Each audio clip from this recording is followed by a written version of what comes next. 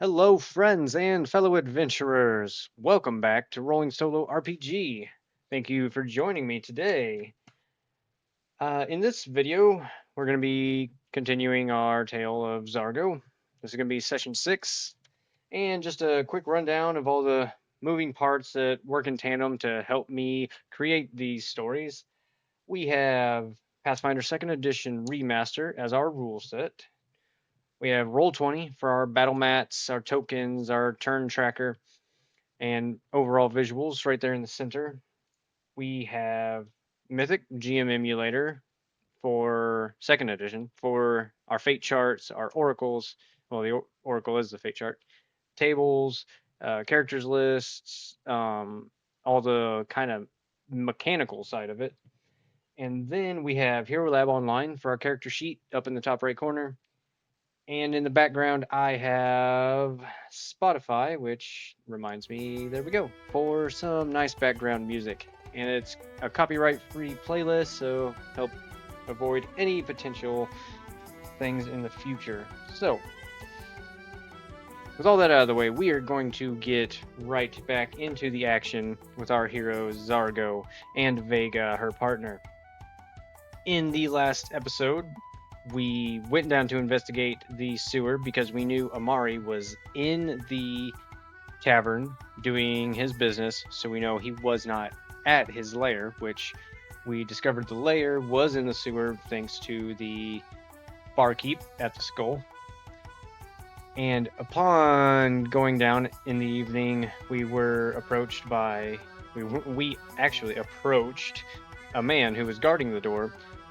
Gave the incorrect password, a little scuffle concluded that, and we ended up defeating him. We didn't kill him, he surrendered.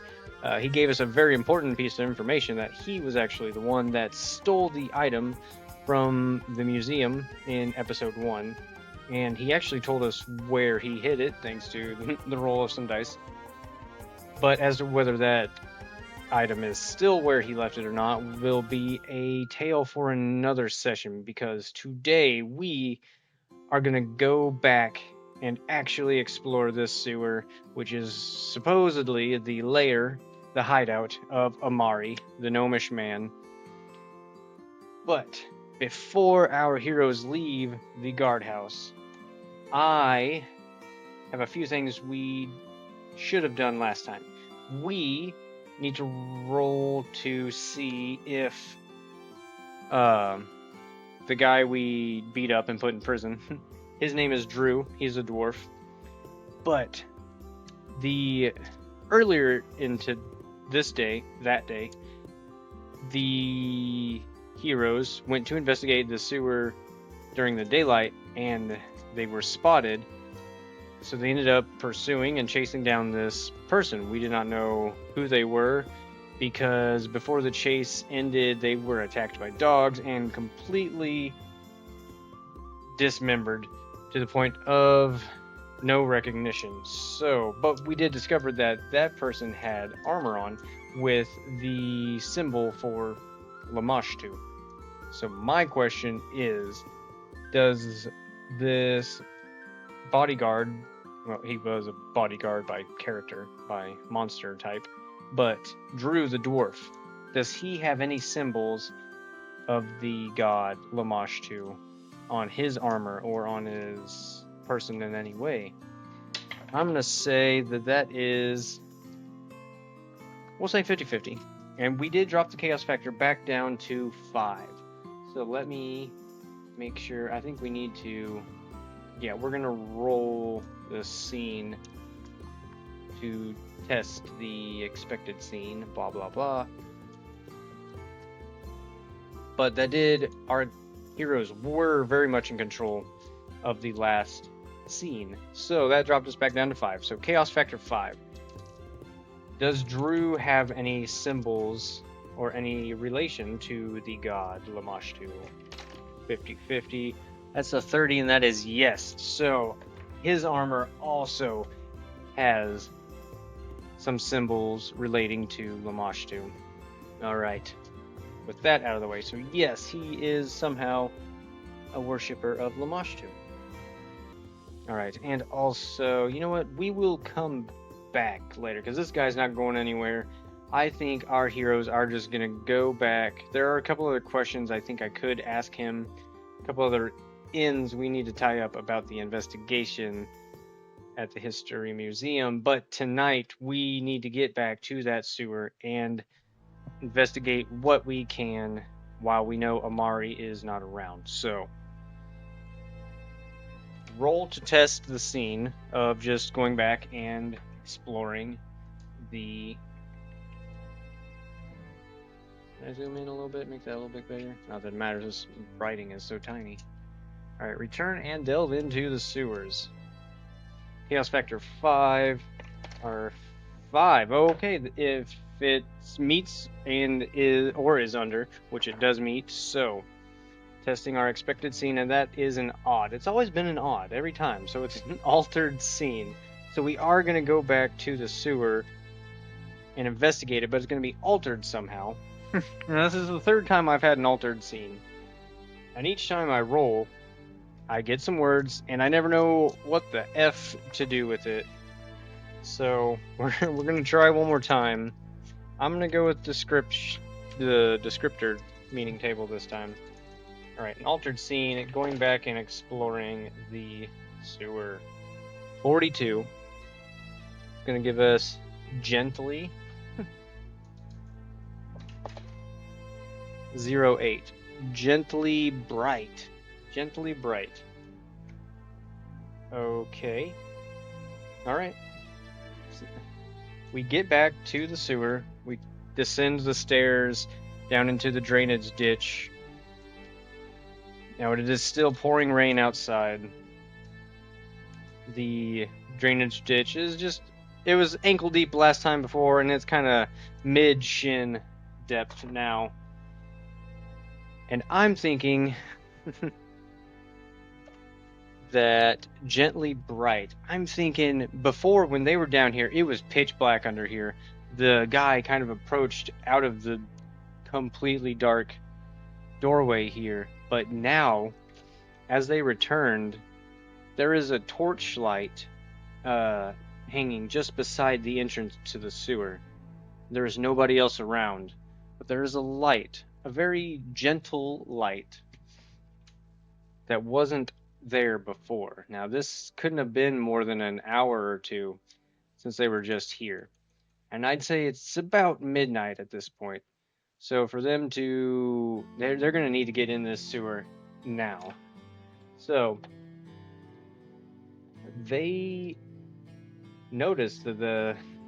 I mean, how would they not notice that the light's there? But that's not going to deter them. They are going to open this iron... I'm thinking it's like a... It's kind of like a portcullis, but obviously it doesn't go up and down. It's more just like an iron gate, a lattice iron door type. So they open it and they go in to the sewer. They light up a torch, each of them, and they continue in. Actually, I'm thinking they're not even going to need to. I'm going to go with the gently light. And I'm thinking that someone has gone through and lit torches periodically through this sewer system, well enough for them to be able to walk through without lighting their own torch. So let's get them to a map. Now, they're going through this sewer system, and it's almost like the torches are guiding them, because there are some branches of the sewer that are dark.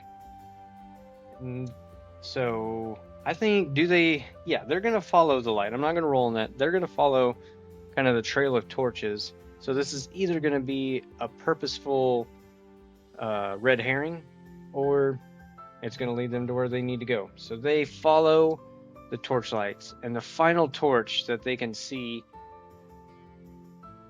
is in front of an exit from the sewer that kind of ascends a little bit. Because now the sewer was deep down, and then it went down a little bit further once they got in. But this is ascending back up, almost a little bit above the where the water line is down here. Because the sewer, it got up to about knee depth while they were wading through all this with the rainwater coming in. but this raises them up just enough to get out of the water altogether. Now, did the torches lead them astray, or did it lead them to the lair that they were trying to find out? All right, I'll word this. How? Okay, did the torches lead them astray? I'm gonna say that it's unlikely. Did the torches lead them astray? 84 on an unlikely chaos 5 is a no. Not an extreme no. It was almost an extreme no, but it was not an extreme no. So that did not lead them astray. So this is what they were looking for, but why and who lit these torches? All right, so that's going to bring us to our map. Now we are entering a dungeon, essentially. I'm thinking Zargo's leading the way. Alright, zoom in a little bit here. Now, as they descend down, or ascend actually, up, the torchlight has stopped. There are no more torches after that last one down in the sewers. And they ascend the stairs. In front of them, a hallway. To their left, a door. And to the right, the hallway continues on. Does Zargo check the door to the left? 50-50. 28, yes. Zargo goes to check the door to the left. And it is locked. I'm just going to say that. I'm not going to roll for that. I'm going to say right away that that door is... You know what? Fudge it. Let's have some fun. So, is this door locked? I will say 50-50. I know I put 50-50 on everything, but when you don't know, I mean, you don't know. Let's there we go. That might help a little bit. Clean this stuff up so it looks more visually pleasing. All right, that's a little bit better. I don't know why I minimized that. There we go. So is this door locked? Zargo checks it. 50-50. Ooh, 98. Extreme yes. There are multiple locks on this door. And it is made of metal. There's no way they're getting in this door. Not right now, at least. Zargo. Well, I guess we're not going that way. Let's continue down this hallway. Stay close, Vega, and stay vigilant. So they make their way down the hallway. In front of them, another door. And to their right, a door. Which one do they choose? I mean, who really cares which one they choose? But the dice are going to let us know. Do they turn right? 50-50, 26, yes. So they're going to turn right and try their luck at this door. Is this door locked? 91, no. This door is not locked. And in fact, no, because it's 91 and below. Okay, so right at the dot of no. It is not locked. Zargo checks the latch. It lifts up easily. She pushes the creaky door in. Okay, before... I know I'm getting ahead of myself in every category, but I am new to all this, so I forget what to do and when to do it. Let's roll... find out a little bit more about this place. So we're going to roll on the locations table to just kind of get a feel for what this place is like. You know, is it creepy? Is it old? Is it new? Is it... What is it? Is that a 99? Holy crap. 99. Watery.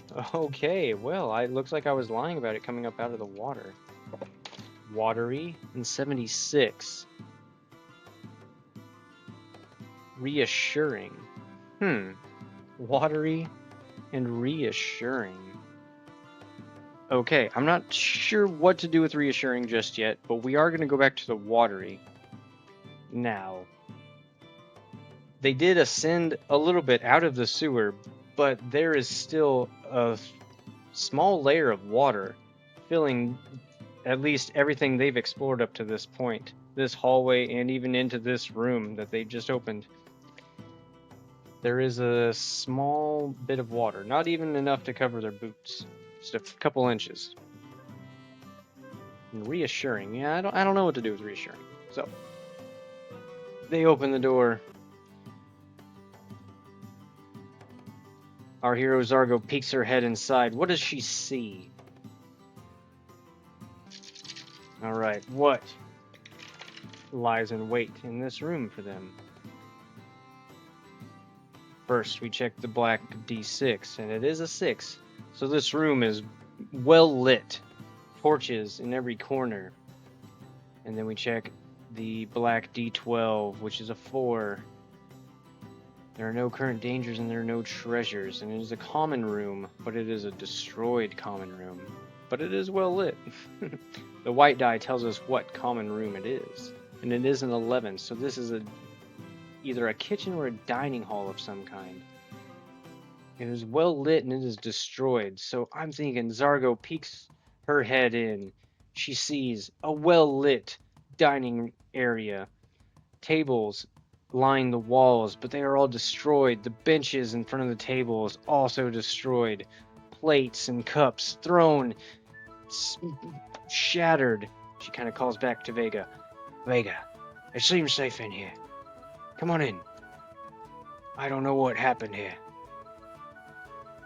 It just seems to be a dining hall of some kind. Doesn't seem they liked what they had to eat. Vega speaks up. Yes, this is odd, to say the least. Alright. Well, if there's nothing else really to figure out about in here... So their goal of searching this sewer, well, it was a sewer, it is turned into a watery basement of some kind, is to find Amari's lair. So one of these rooms down here is gonna be Amari's like study or something. It's not gonna be this room, but from here on out, maybe I will roll. I don't know, like I say, I'm figuring all this out as I go. Maybe I'll roll to see if it is the correct room or not. Okay. So we'll just keep that minimized there. So there are 2 other doors in this room. One that leads to the east, one that leads to the south. Hi, Mo. Thanks for saying hi.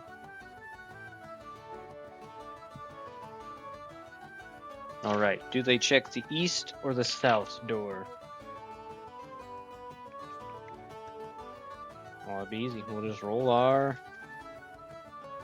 dice. Do they check the southern door? 50-50. That's a 13. Yes, they check the southern door. Not an extreme yes, not that it would make a difference in this case, though. So they check the southern door. Is the southern door locked? A lot of rolling, but there's a lot of stuff to figure out when you don't know what's going on.